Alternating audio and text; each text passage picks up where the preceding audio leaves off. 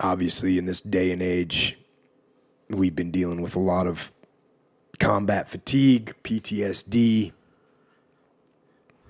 And I think one thing as I read through this,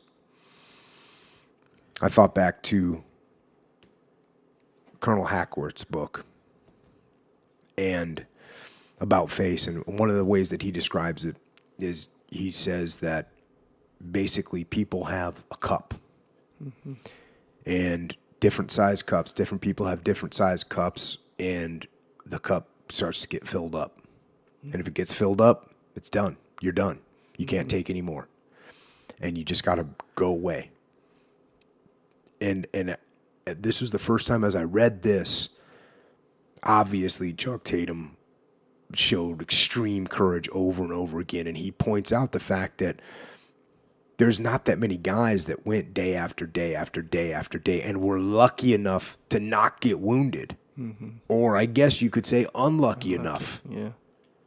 And eventually they reach a point where they can't take anymore. Now you do get some guys that can handle more. And I thought of this today.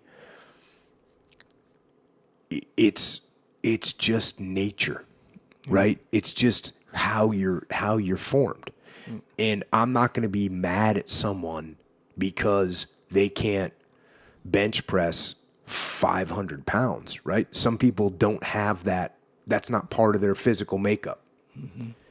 That's not part of their physical constitution or their mental constitution. And it's the same thing here. Some people just have a higher propensity for this type of mental stress so they can handle it more. Mm-hmm. And that doesn't mean that, someone that can't bench press 500 pounds like me doesn't mean I'm a pathetic person. No, it just means that I just didn't naturally inherit those genetics that give me the ability to bench press 500 pounds. Now, and it's the same thing with what you inherit mentally. In some people, their cup gets filled up, especially when they are lucky or unlucky enough, as we just discussed, to survive day after day after day after day and 14 days of thinking that you're going to die and seeing your friends get wounded or killed. Yeah, and even back then, how he said it had a negative connotation, almost like you weren't mentally tough enough. Right. Like you had the luxury of not getting shot and all this stuff. Right. And you still couldn't hack it almost. Yeah. Like that and my point is, number one, to support what he says, you take anybody's going to have a breaking point. Yeah. And the breaking points are going to be at different spots. Right. And he was, like we're saying, he was either unlucky or lucky enough, depending on how you look at it, to survive 14 straight days of this. And that was where he wrote, some people would reach their breaking point in 5 days, but we never would know that. Yeah. Some people would last 100 days, but we wouldn't know that because they got killed. And meanwhile, when you get hit, how he called it the $1 million wound. Right. When you get hit, everyone's going to recover from that. The flesh and modern medicine, it heals it.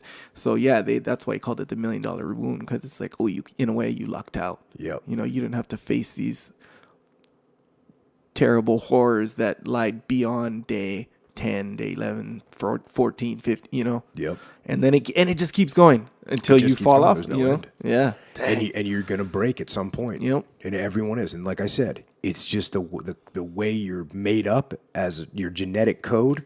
Maybe you can take it for 7 days. Maybe you can take it for 28 days. But the most important thing that he says, that if there's vets out there that think, man, I didn't do enough, wrong. Listen to what he says. I decided on Saipan, and that's where they were now to recover. I decided on Saipan that I would never apologize for my actions on Iwo Jima or for falling prey to combat fatigue. I gave it my all. And that's all anybody could ask. Mm-hmm.